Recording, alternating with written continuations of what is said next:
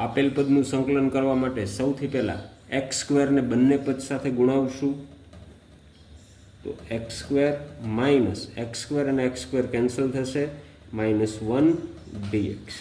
હવે એક્સ સ્ક્વેરનું સંકલન x cube છેદમાં 3 માઇનસ 1નું સંકલન x plus integration constant C.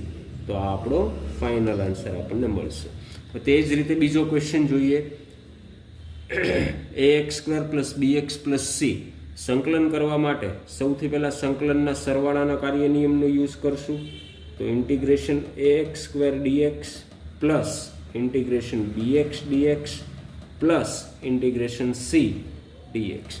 હવે અહીં એ અચળ પદ હોવાથી બહાર આવશે અને ઇન્ટિગ્રેશન થશે એક્સ સ્ક્વેરનું પ્લસ તે જ રીતે બી અચળ પદ હોવાથી બહાર આવશે એક્સનું સંકલન